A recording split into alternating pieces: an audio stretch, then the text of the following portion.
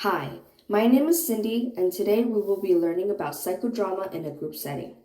Psychodrama happens in a group setting where enactment is used as an opportunity to experiment with different types of responses, offering a relatively safe setting for reality testing. During these experiential exercises, people try out different behaviors that may or may not be generally socially acceptable in real life situations. The scenes are played as if they are occurring in the here and now, regardless if they happened in the past, are happening in the present, or will happen in the future. In psychodrama, we reinforce the idea of don't tell me about it, show me what happened as if it's happening right now. It is a kind of experiment where creativity and spontaneity is encouraged. Through spontaneity, elements of courage, liveliness, engagement, openness, and willingness to take on risk occur all while reducing feelings of anxiety. The basic elements of psychodrama involve the following roles: a director, who is the group leader, a protagonist, the main player, auxiliary egos, the supporting players, the audience, who are the other group members that are observing the action, a stage, and a number of psychodramatic techniques used to further the action. The protagonist is the focus of the psychodrama enactment. They are the ones who present an event or problem to be explored. The protagonist is the source of the imagery, but requires the assistance of the director to explore a problem and to create a psychodrama. The director follows rather than leads the main player and provides support throughout the planning. As soon as possible, the director encourages the protagonist to move spontaneously into action rather than merely talking about the event. The auxiliary egos, also called auxiliary or supporting players, are those in the group other than the protagonist and the director who take part in the psychodrama. They usually take on roles of significant others in the life of the protagonist and can be either living, dead, real, or even imagined. Sometimes they may even play the roles of inanimate objects, pets, or any emotionally charged object or being that is relevant to the protagonist's psychodrama. Although the protagonist has the main idea about a problem, the protagonist and the director have the function of coaching the supporting players in how to carry out their roles. For example, the director may help auxiliaries restrain their performance so it fits the protagonist's perception. It's also important to note the possible dangers when the protagonist's psychodrama and the auxiliary psychodrama combine. It is the responsibility of the group leader to identify when the issue arises and to address it so that the focus is not taken away from the protagonist's drama. There are three phases of the psychodrama process. We have the warm-up, the action, and sharing and discussion. The warm-up phase consists of initial activities for a gradual increase in involvement and spontaneity. Similar to an icebreaker, it establishes trust, reduces anxiety, builds a climate of risk-taking and playfulness, and builds group cohesion. This is also the stage where a group theme is identified and finding a protagonist within the group. The most important task during the warm-up phase is creating an atmosphere that fosters the spontaneity element.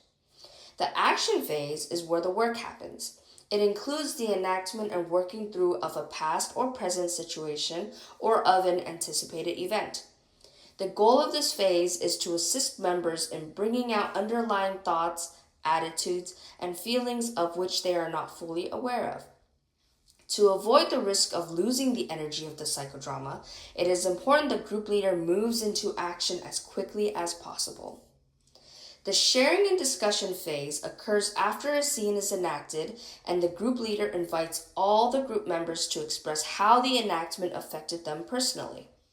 It is important that the group leader remind the members to have an open heart, not just an open mind, as sharing is a deeply personal process, rather a cognitive reflection.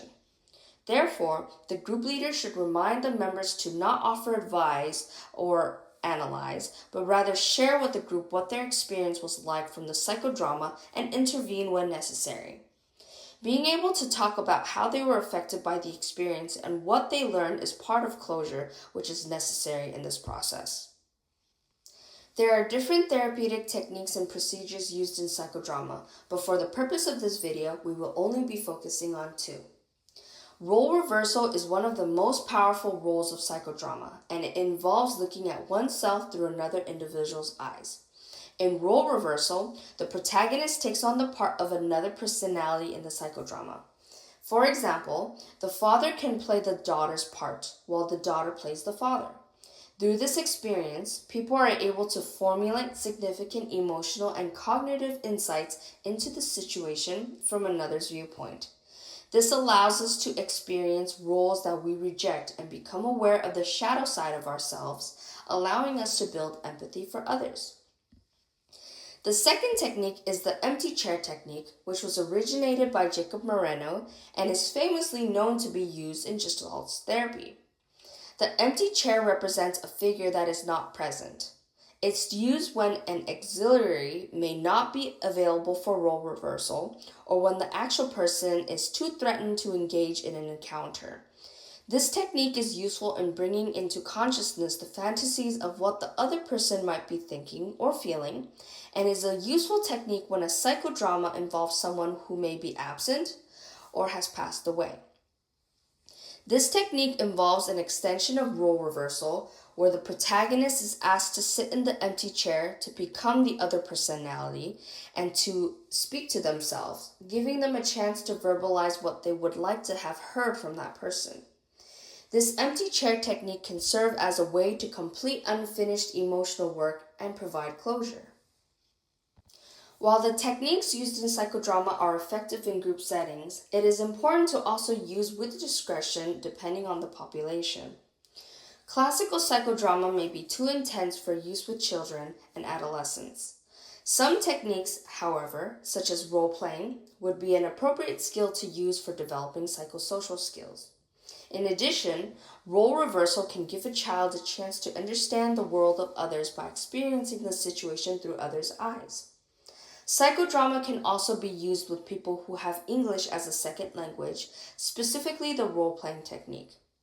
Depending on the cultural backgrounds, some psychodrama techniques may not be appropriate if group members are not comfortable talking about personal issues or displaying their emotions in front of others.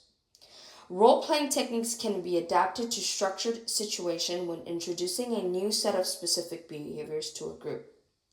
If you are interested in learning more about the practical values and applications of psychodrama, please visit Chapter 8 in the Theory and Practice of Group Counseling textbook by Gerard Corey.